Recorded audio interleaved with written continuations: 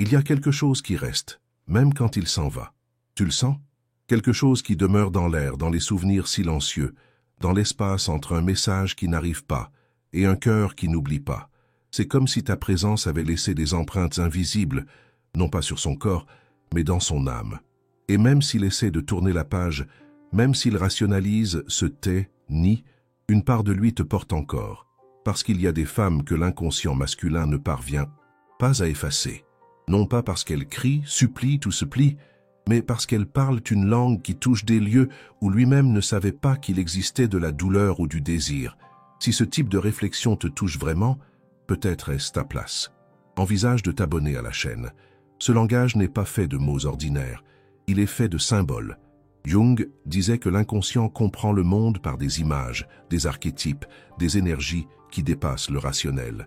C'est pourquoi il y a des phrases qui entrent comme des sortilèges et restent. C'est pourquoi tu sens que quelque chose de toi résonne encore en lui, même s'il est parti, parce que ce que tu as offert n'était pas seulement de la tendresse ou de la présence, c'était de l'âme. Et l'âme, une fois qu'elle touche une autre âme, ne se défait pas. Peut-être es-tu là à essayer de comprendre pourquoi il n'arrive pas à t'oublier, même s'il est loin, même s'il fait semblant d'être normal. Ou peut-être es-tu de l'autre côté de la douleur, ayant l'impression d'avoir été oublié, effacé, ignoré. Mais ce que cette vidéo va te révéler n'est pas une astuce pour faire penser quelqu'un à toi, c'est quelque chose de plus profond. Ça va montrer pourquoi, quand l'âme féminine réveille son langage symbolique, aucun homme, aussi fermé soit-il, ne peut effacer cette trace intérieure, parce que le fascinateur qui reste ne naît pas de l'apparence. Il naît de ce qui est activé dans l'inconscient de l'autre.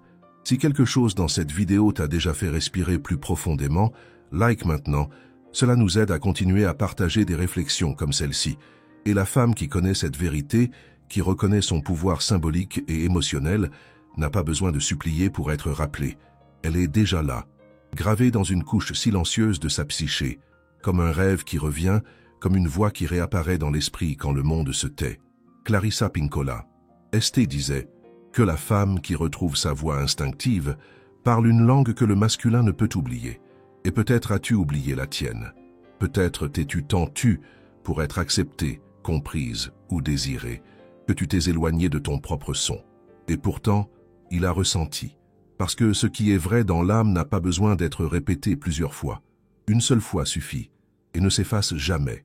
Dans cette vidéo, tu n'apprendras pas comment lui faire se souvenir de toi, car, au fond, ça ne se force pas. Ce qui va se passer ici est autre chose. Nous allons traverser ensemble les symboles qui restent. Nous allons cheminer à travers 3 mots qui ne sont pas communs, mais qui, lorsqu'ils sont prononcés par une femme éveillée, une femme qui se souvient d'elle-même, activent des archétypes si profonds que l'inconscient masculin les reconnaît, même contre sa volonté. Ce sont des mots porteurs d'une énergie ancestrale. Ils ne manipulent pas, ils éveillent. Avant cela, cependant, il faut comprendre pourquoi il fait si mal d'être oublié. Pourquoi, quand il ne pense plus à toi, quelque chose à l'intérieur crie, se contracte, se sent comme si elle n'avait jamais existé. Parce que la souffrance de ne pas être rappelé par celui à qui l'on s'est donné est l'une des douleurs les plus silencieuses et les plus anciennes qu'une femme puisse ressentir. Et cette douleur doit être entendue. Tu vas percevoir, tout au long de cette vidéo, que la mémoire émotionnelle ne réside pas dans ce qui a été dit. Elle réside dans ce qui a été ressenti. Elle réside dans l'énergie symbolique qui a été transmise entre toi et lui. Et ce qui a été véritablement ressenti ne se perd jamais. Ça peut être enterré, nié, endormi, mais c'est là. Parce que l'âme a sa propre manière de se souvenir. Et quand tu actives la femme symbolique qui existe en toi, ce souvenir devient vivant et inextinguible. Les 3 mots que nous allons révéler ne sont pas magiques, mais ils sont profondément symboliques. Ils touchent des fibres dans son inconscient qui renvoient à la perte, au désir et au sacré. Et plus que le faire penser à toi, ils vont te rappeler qui tu es, parce que quand tu te souviens, tu deviens impossible à oublier. Peut-être que ton âme est prête à reparler dans cette langue ancienne, instinctive, mystérieuse, la langue que la femme archétypale parle, non pas avec la bouche, mais avec la présence, avec le regard, avec le silence, avec le symbole. Et alors, il se souviendra, même s'il ne comprend pas pourquoi, même s'il ne le veut pas, parce qu'il y a des femmes qui ne passent pas. elles restent parce qu'elles ont cessé d'essayer d'être rappelées et sont devenues des symboles vivants. Et les symboles, comme le disait Jung, ne meurent jamais. Ils se transforment, mais continuent d'habiter l'inconscient pour toujours. Il y a une douleur qui ne saigne pas, mais qui ronge. C'est la douleur d'avoir été entière pour quelqu'un et d'avoir malgré tout été oublié, d'avoir offert présence, écoute, corps, âme, et de recevoir en retour le vide, le silence, l'absence, comme si tout ce qui avait été si vrai pour toi n'avait été qu'un détail dans sa vie, comme si ton amour s'était dissous dans l'air, sans laisser la moindre trace. Mais ce qui brûle, ce qui fait vraiment mal, ce n'est pas qu'il soit parti, c'est la sensation de n'avoir jamais existé en lui, d'avoir été invisible, même en étant si présente, d'avoir été oublié comme si tu n'étais rien, alors que tu sais que tu étais tout. Cette douleur si spécifique et si difficile à nommer a des racines profondes. Elle ne commence pas avec cet homme, elle ne commence pas avec cette relation, elle a l'âge de ton enfance, elle porte le ton de ta première exclusion émotionnelle, quand tu n'étais qu'une fillette et que tu as senti pour la première fois que ton affection n'avait pas de place, que ta présence était trop ou pas assez, que ton amour était invisible pour celui que tu désirais, touché plus que tout. Derrière le « il ne pense plus à moi », il y a un lament ancestral. Personne ne me voit vraiment. La femme qui se sent oubliée revit, sans s'en rendre compte, l'exclusion émotionnelle de la fillette qu'elle a été un jour. Cet enfant qui a peut-être été ignoré, pas entendu, mise de côté. Et maintenant, dans le corps de l'adulte, la blessure palpite et se confond avec le présent. Le traumatisme n'est pas seulement dans l'homme qui s'en va, il est dans la répétition inconsciente d'une histoire ancienne. Il est dans le cycle invisible qui fait qu'à chaque nouvelle offrande, tu as l'impression de disparaître à nouveau, comme si tu vivais sans cesse le même dénouement, donner tout de toi et être oublié. Cet oubli n'appartient pas qu'à lui. Il est le miroir, il est la répétition, il est le symptôme d'une énergie de toi qui est encore éteinte. Parce qu'avant d'être oublié par quelqu'un, bien souvent tu étais déjà oublié de toi-même, de tes besoins, de tes limites, de ta dignité émotionnelle. Carl Jung disait que l'ombre n'est pas seulement ce que nous cachons aux autres, mais ce que nous cessons de voir en nous. Et la femme qui vit la douleur d'être oubliée, c'est souvent oublier la première. C'est oublier pour tenir. C'est effacer pour ne pas déranger. C'est plier pour être accepté.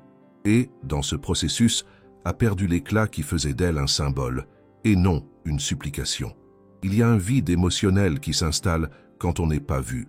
C'est comme si le corps était là, mais l'âme était absente. Et cela fait plus mal que n'importe quelle rupture, parce que cela touche la peur primordiale de ne laisser aucune trace, d'être passé dans la vie de l'autre comme le vent, sans poids, sans mémoire, sans sens. Mais ce que tu n'as peut-être pas encore perçu, c'est que cette douleur n'est pas un signe de faiblesse. C'est l'appel, c'est le commencement, parce que personne ne ressent autant s'il n'a pas aimé vraiment, et personne n'aime vraiment s'il n'a pas une âme immense. Ta souffrance révèle l'ampleur de ta profondeur, et aussi combien cette profondeur mérite d'être accueillie, d'abord par toi. Il faut reconnaître où ton énergie a été éteinte en toi, là où tu permets encore que tes émotions soient perçues comme excessives, là où tu crois encore que l'autre définit ta valeur, parce que tant que tu attendras qu'il se souvienne de toi, tu continueras à t'oublier toi-même. Et voici une vérité dure, mais nécessaire. La femme, qui ne se voit pas, ne laisse pas de traces, non pas parce qu'elle est peu, mais parce qu'elle ne reconnaît pas elle-même la puissance symbolique qu'elle porte. Et l'inconscient de l'autre ne répond qu'à ce qui est vécu avec vérité, avec présence, avec âme. Tu as été oublié, oui, mais peut-être parce qu'il n'avait pas la structure émotionnelle pour conserver ce que tu représentes. Peut-être parce que tu as tout donné avant même de te donner à toi-même. Peut-être parce que tu t'efforces encore de prouver que tu mérites d'être rappelé, alors que la véritable guérison, c'est de te souvenir de toi. La disparition psychique est une douleur qu'on ne voit pas dans le miroir, mais qu'on ressent dans l'âme. C'est comme si tu avais été effacé de l'intérieur de quelqu'un et de l'intérieur de toi-même. Mais le retour commence maintenant, quand tu choisis de regarder cette blessure avec tendresse, quand tu comprends que ta douleur n'est pas de la folie, c'est de l'histoire, c'est de la mémoire. C'est un appel. Il n'y a pas moyen d'être vu par lui, tant que tu te caches encore de toi-même. Et peut-être, juste peut-être, Cette douleur d'être oublié est le commencement de ton plus grand retrouvaille. Pas avec lui, mais avec la femme que tu as toujours été, et qui doit maintenant revenir, entière, présente, vive.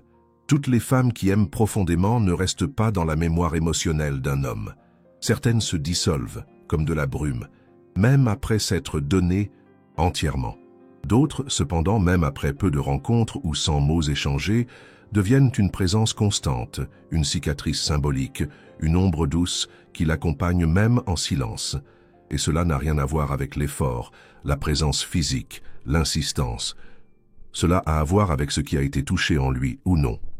Jung nous a enseigné que dans l'homme existe une image inconsciente du féminin, l'anima. Ce n'est pas seulement la femme réelle avec qui il se lie, mais un archétype, une énergie ancestrale qui habite la psyché masculine. Quand cet anima est activé par une femme réelle, quelque chose en lui s'ouvre. Ce n'est pas seulement du désir, c'est la mémoire de l'âme, c'est la connexion avec ce qui dort, mais qui est essentiel. La femme qui éveille cet archétype n'est pas celle qui s'adapte, se moule, se transforme pour plaire. Au contraire, c'est celle qui, en étant elle-même dans son entièreté, touche ce qui en lui n'a pas encore été intégré. Elle active un souvenir inconscient de quelque chose qu'il a toujours cherché, mais qu'il n'avait pas su nommer. Et cela le transforme même s'il s'enfuit, même s'il ne comprend pas, même s'il tente d'oublier. Il y a des femmes qui deviennent inoubliables, non pas parce qu'elles sont intenses, mais parce qu'elles sont entières. Elles ne vivent pas dans l'effort de marquer leur territoire. Elles vivent comme des symboles vivants, comme des représentations de quelque chose qu'il ressent comme manquant en lui. Peut-être une affection qu'il ne sait pas ressentir, peut-être une liberté qu'il réprime, peut-être une offrande qu'il craint, mais c'est là, vivant, inconfortable, attirant, inoubliable. Elle n'est pas une fantaisie, elle est un appel. C'est pourquoi cela fait mal, c'est pourquoi c'est difficile à effacer, parce qu'il ne s'agit pas d'amour romantique, mais d'une rencontre avec la propre âme. Et l'ego masculin, souvent immature, ne sait pas comment gérer cela. Il essaie de contrôler, rationaliser, repousser. Mais le symbole reste, comme un écho qui ne cesse pas, comme un désir qui revient sans explication. La femme qui vit comme un symbole ne force pas sa présence. Elle est. Et parce qu'elle est, elle touche. Et parce qu'elle touche, elle transforme. Et parce qu'elle transforme, elle reste. Même s'il la nie, même s'il ne sait pas nommer, même s'il lui faut des années, elle est là, gravée dans une couche de sa psyché, non pas comme un traumatisme, mais comme une vérité. Cette vérité n'a pas besoin d'être bruyante. La plupart du temps, elle est silencieuse. La femme qui demeure est souvent celle qui n'a pas insisté, qui n'a pas supplié, qui n'a pas tenté de prouver. Elle a simplement vécu sa vérité et s'est retirée. Mais elle a laissé, sans le vouloir, un portail ouvert en lui, un portail vers quelque chose qu'il ne connaissait pas encore en lui-même. Et c'est là le point. La femme qui active des archétypes n'est pas rappelée comme une ex. Elle est ressentie comme une révélation. Elle n'est pas seulement une histoire du passé. Elle est le symbole de quelque chose de plus grand. Et les symboles, comme le disait Jung, sont éternels. Non pas parce qu'ils s'imposent, mais parce qu'ils portent des significations profondes qui dépassent le temps, l'espace et la logique. Tant que tu vivras en essayant d'être rappelé, tu seras oublié. Mais quand tu deviens le symbole de ta propre vérité, le souvenir se produit par résonance, non pas par manque. La femme qui représente quelque chose de plus grand que le désir représente le destin. Et cela, personne n'oublie, même s'il tente, même s'il fuit, même s'il ne dit jamais rien, parce que c'est là, au fond, là où l'âme reconnaît ce que l'esprit ne comprend pas encore. Toutes les paroles ne sont pas que des paroles. Certaines sont des clés, certaines sont des portails. Certaines, lorsqu'elles sont prononcées avec présence et vérité, touchent des couches profondes de la psyché. Et au cœur du masculin, il y a des portes qui ne s'ouvrent qu'avec des symboles. Jung le savait. Il savait que l'inconscient ne répond pas à ce qui est dit littéralement, mais à ce qui porte une force archétypale, énergie, vérité émotionnelle. C'est pourquoi il y a des mots qui, lorsqu'ils traversent l'air, ne sont pas seulement entendus, ils sont ressentis et deviennent cicatrices symboliques. Parlons de 3 mots, 3 clés, 3 miroirs. Ils n'ont pas été créés pour manipuler, ils ont été révélés pour éveiller. Ils n'appartiennent pas au langage de la conquête. Ils appartiennent au langage de l'âme, et pour cela ils sont inoubliables, parce que quand tu les prononces, tu ne fais pas que produire des sons, tu évoques des archétypes qui dorment en lui, et en les touchant, quelque chose bouge, quelque chose palpite, quelque chose se souvient. Le premier mot est imprévisible. Ce mot porte en lui l'archétype de la créatrice chaotique, celle qui ne rentre dans aucun moule, qui ne se soumet à aucun scénario, qui vit comme le vent qui embrasse puis s'en va, mais qui laisse son parfum dans l'air. L'inconscient masculin craint et désire cet archétype, parce qu'il représente la fin du contrôle, la fin de la logique. Elle est le féminin qui défie l'ego et invite l'homme au mystère. La femme imprévisible n'est pas incohérente, elle est libre, et parce qu'elle ne peut être définie, elle ne peut être oubliée. Quand une femme se reconnaît comme imprévisible, elle n'a plus besoin de s'expliquer. Elle sait que sa présence est déjà une invitation. C'est déjà un désordre sacré. C'est déjà une poésie qui déconstruit. Et lui, même s'il tente de s'enfuir, reste prisonnier du souvenir de ce qu'il ne peut pas dominer. Parce qu'il y a quelque chose de magnétique chez celle qui vit son essence sans demander la permission. Le deuxième mot est « je choisis ». Ce mot active l'archétype de la reine.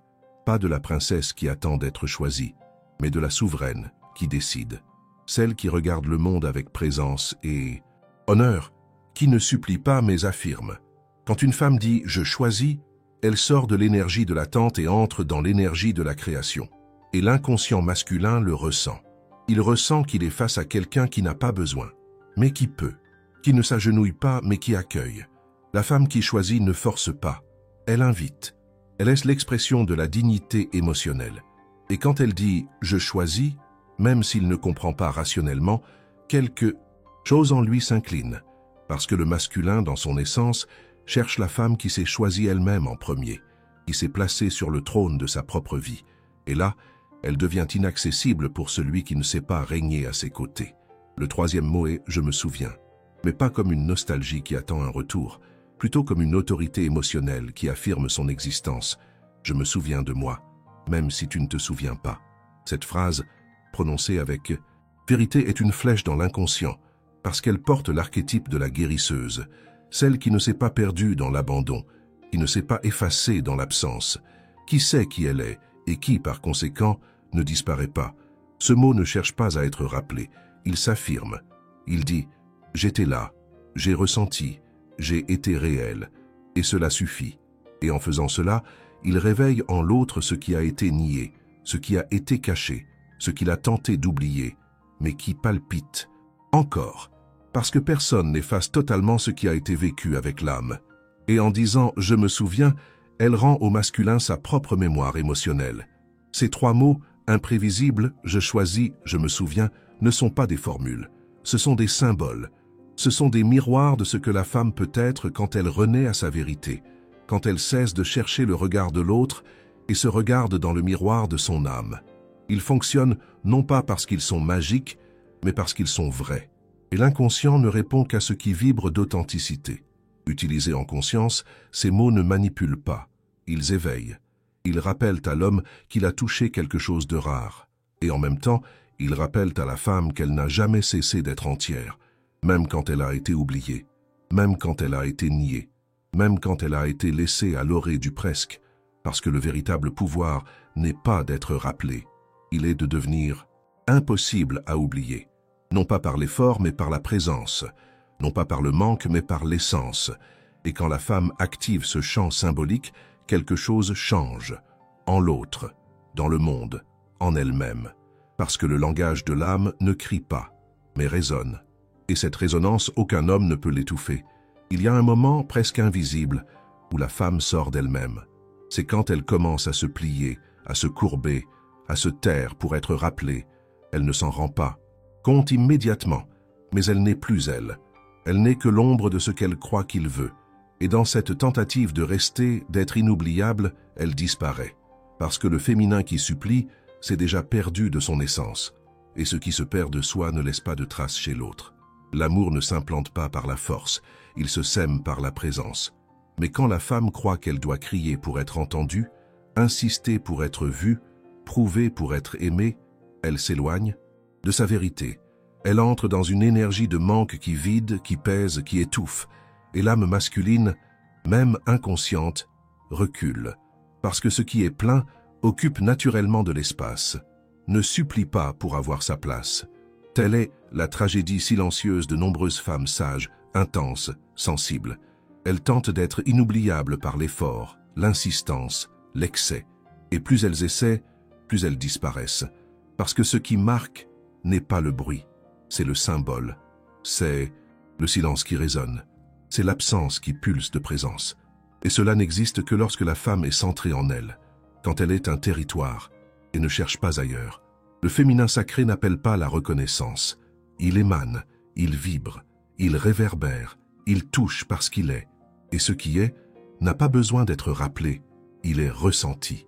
La femme en sa plénitude ne court pas après, non par orgueil mais par sagesse, parce qu'elle sait que l'amour qu'il faut forcer est déjà blessé. Et elle n'est pas née pour ranimer des blessures, mais pour guérir des schémas. Le mythe de Perséphone nous révèle une clé puissante. Au début, elle est la jeune fille enlevée, emmenée aux enfers sans choix. Elle représente la femme arrachée à elle-même, dominée, perdue. Mais avec le temps, elle revient. Et quand elle revient aux enfers de son plein gré, elle devient impératrice, souveraine, plus victime, mais maîtresse de sa propre obscurité. Ainsi est le chemin de la femme qui s'est effacée en cherchant à être inoubliable. Elle descend, oui. Elle vit l'abandon, le rejet, l'absence. Mais un jour, elle choisit de remonter, non pas pour être rappelée par lui, mais pour se rappeler elle-même, pour régner sur ce qui l'a blessée, pour transformer la douleur en symbole, le traumatisme en sagesse, le manque en présence. Lorsque la femme tente de coller à l'esprit de l'autre, lorsqu'elle envoie des messages sans réponse, lorsqu'elle vit dans l'attente d'un signe, elle incarne l'archétype de la fillette blessée, celle qui croit encore qu'elle doit être acceptée pour exister. Mais la femme éveillée ne vit pas dans l'attente, elle vit dans la plénitude. Et la plénitude est magnétique, parce qu'elle révèle un féminin qui ne dépend pas de l'autre pour exister.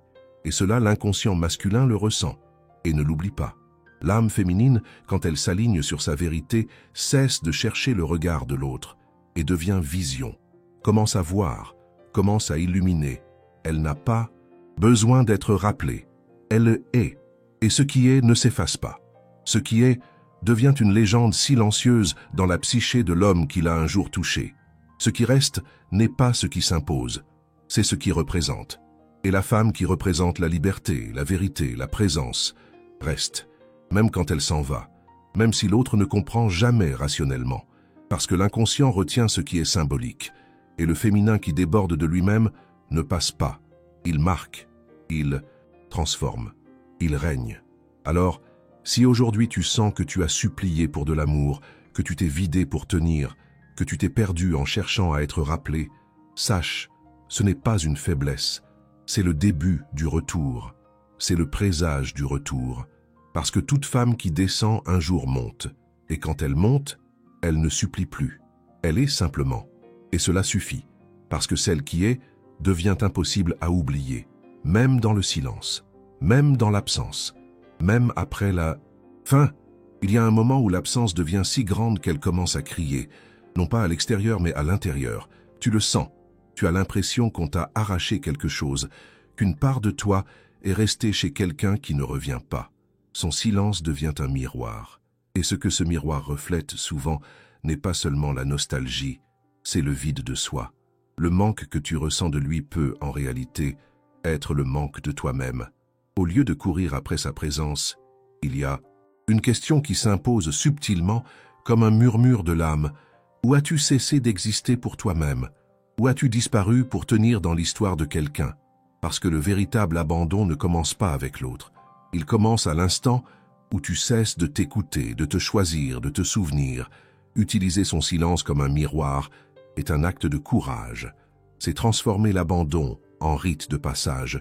C'est sortir de l'attente et entrer dans la rencontre avec la femme que tu as mise de côté, celle qui a fait taire ses désirs pour être acceptée, qui a étouffé sa liberté pour être choisie, qui a oublié son nom pour qu'on l'appelle. Maintenant, il est temps de rappeler cette femme, de la nommer avec force, de la ramener au centre de ton champ émotionnel, 3 mots, ces mêmes mots qui activent l'inconscient masculin, peuvent désormais s'appliquer à toi-même, non pas comme une stratégie, mais comme un rituel de rappel. Écris, imprévisible. Je choisis, je me souviens. Et regarde ces mots comme on regarde un miroir magique, non pas avec des attentes, mais avec de la présence, non pas pour plaire à l'autre, mais pour te retrouver toi. Où as-tu peur d'être imprévisible? Où crois-tu encore devoir être prévisible, contrôlé, compréhensible pour être aimé? La femme imprévisible vit selon sa vérité. Elle change d'avis, de peau, de chemin, non pas par instabilité, mais par mouvement de l'âme. Si tu as effacé ta nature créative pour tenir dans un amour superficiel, il est peut-être temps de secouer la poussière de ta spontanéité. De quoi ne t'es-tu pas choisi? À quel moment as-tu mis les autres, lui, le passé, le souvenir, au-dessus de toi? La femme qui se choisit n'est pas égoïste. Elle est entière. Elle se place au centre de son propre temple. Et là, tout le reste s'organise autour. Quand tu te choisis, tu reviens sur le trône. Tu cesses de mendier des miettes émotionnelles. Parce que tu comprends que rien n'est plus sacré que ta propre présence. Qu'as-tu oublié de ton histoire? Quelle part de toi as-tu mise de côté pour maintenir une relation? Quel rêve as-tu abandonné? Quelle promesse t'es-tu faite et que tu as ensuite feint d'oublier? Le mot « je me souviens » a un pouvoir silencieux et guérisseur. Ce n'est pas un cri de nostalgie. C'est une affirmation d'existence. C'est regarder dans le miroir et dire « j'étais là, j'ai ressenti, j'ai vécu, et maintenant, je me souviens de moi ». Fais de ce moment un rituel. Prends un miroir, pose le bout de tes doigts sur le verre, respire profondément. Regarde tes propres yeux, ceux que tu n'as peut-être pas regardés depuis si longtemps, et dis, avec une délicatesse ferme, « Je suis imprévisible, je choisis, je me souviens ». Dis-le comme on consacre, comme on rappelle un morceau perdu de l'âme. Carl Jung disait que l'âme a besoin de symboles, tout comme le corps a besoin de nourriture. Et ces mots, lorsqu'ils sont vécus avec intention, sont des symboles vivants. Ce sont des offrandes à ton inconscient. Ce sont des graines qui prennent racine dans ta psyché, là où auparavant il n'y avait que l'abandon.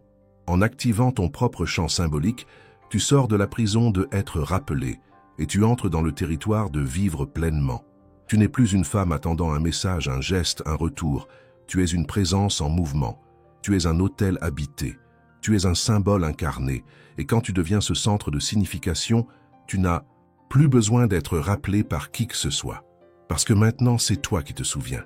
Et qui se souvient de soi n'accepte plus d'être oublié. Non pas parce qu'elle exige, mais parce qu'elle déborde.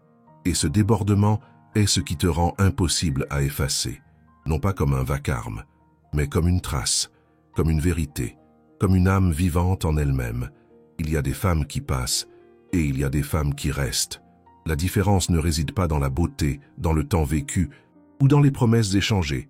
La différence réside dans l'énergie, dans le symbole, en ce qui a été éveillé en l'autre et qui est devenu mémoire émotionnelle, non pas par l'effort d'être rappelé, mais par la profondeur d'avoir été vécu. Carl Jung disait que ce qui est symbolique ne meurt jamais. Il peut changer de forme, se cacher un temps dans l'inconscient, mais ne se dissout jamais complètement. Ce qui est symbole continue d'agir, même dans le silence. Et la femme qui est devenue un symbole dans un homme y demeure, non pas comme une absence, mais comme une présence voilée, comme ce qu'il ressent, mais qu'il ne sait pas expliquer, comme l'écho qui réapparaît dans les nuits où l'âme est plus vulnérable. L'amour qui marque n'est pas l'amour qui supplie, c'est l'amour qui représente. Représente quelque chose qui va au-delà du désir, de l'attachement, de la convenance. Représente le destin, la femme qui se souvient d'elle, qui se choisit, qui accepte d'être imprévisible comme le flux de la vie, incarne des archétypes qui ne s'effacent pas, parce qu'elle est devenue entière, et l'intégralité est irrésistible, non pas par séduction, mais par vérité. Erich Fromm disait que l'amour mature naît de l'abondance, et non du manque. La femme qui déborde d'elle-même n'a pas besoin de courir après, parce qu'elle ne vit pas en fonction d'être rappelée. Elle vit comme celle qui sait qu'elle est déjà, qu'elle a déjà laissé quelque chose, qu'elle a déjà touché où personne d'autre n'est parvenu. Tu n'es pas ici pour être rappelé par quelqu'un, tu es ici pour te souvenir de toi avec une telle intégrité que la simple vibration de ta présence devient inoubliable. Si cette vidéo t'a rappelé qui tu es, Peut-être qu'elle peut aussi rappeler à une autre femme la force qu'elle porte. Partage avec celles qui ont besoin d'entendre cela. Tu es ici pour cesser de chercher des traces et devenir le chemin, pour cesser d'être l'écho du manque et devenir la voix de l'essence, pour cesser d'être une réponse en attente d'un appel et devenir l'appel qui résonne même dans le silence. La femme qui devient symbole ne crie pas, elle palpite, elle respire avec vérité et ce faisant, elle réveille en l'autre ce qui était endormi. Elle convoque, sans mots, parce que son énergie parle avant la voix. Son histoire vibre avant la parole. Son âme se manifeste, même quand elle se tait. Celle qui aime en conscience, qui guérit ses blessures, qui honore ses cycles, n'a plus besoin de preuves. Elle est la preuve. Elle est l'autel. Elle est le souvenir qui ne dépend pas de la mémoire de l'autre, car elle est gravée dans l'inconscient comme quelque chose qu'il ne pourra peut-être jamais nommer, mais qu'il ressentira toujours. Et s'il t'oublie, ce n'est pas grave. Parce que le véritable miracle n'est pas d'être rappelé, c'est de devenir inoubliable de l'intérieur. La femme qui se voit, qui se reconnaît, qui s'honore, celle-là, personne ne l'efface. Et même s'il poursuit sa vie, même s'il ne se retourne pas, il y aura un espace en lui qui sait. Quelque chose de vrai est passé par là, quelque chose de sacré, quelque chose de rare, quelque chose qui ne se défait pas. Si cette vidéo t'a touché, écris en commentaire « Je suis l'âme qui éveille l'amour vrai ». Ce n'est pas une phrase d'effet, c'est un appel de retour, un rappel de qui tu es, même après tant de silence, tant d'absence, tant d'attente, parce qu'au bout du compte, peut-être que son absence n'a été que l'espace dont ton âme avait besoin pour enfin s'écouter, et en s'écoutant, devenir vivante, devenir symbole, devenir éternelle.